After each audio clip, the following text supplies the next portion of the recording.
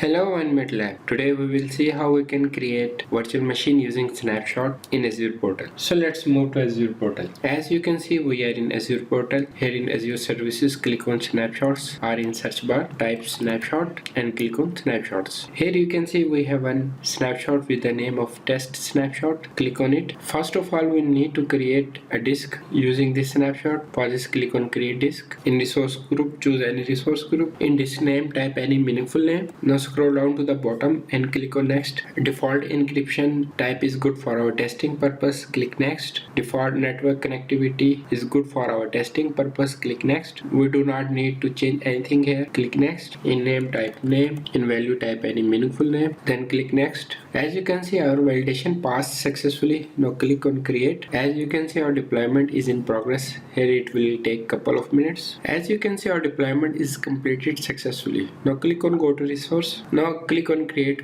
virtual machine. In resource group, choose any resource group. In virtual machine name, give any name. In image, you can see this is automatically picking up our disk image. Now scroll down to the bottom. In license type, click on drop down menu and choose Windows Server. Now click next. We do not need to attach any extra disk. Click next. Default network settings are good for our testing purpose. Click next. In management, we do not need any change. Click next. In advanced, we do not need to put any data. Click next. In name, type name. In value, type any meaningful name. Then click next. As you can see, our validation passed successfully. Now click on create. As you can see, our deployment is in progress. Here it will take couple of minutes. As you can see, our deployment is completed successfully. Now click on go to resource. Now here click on connect and click on RDP. Download RDP file. Click on open file. Then click on connect. Provide the username for this server and also provide the password. Then click OK. Here click yes. As you can see, now we are connecting to our server. Hope you like this video.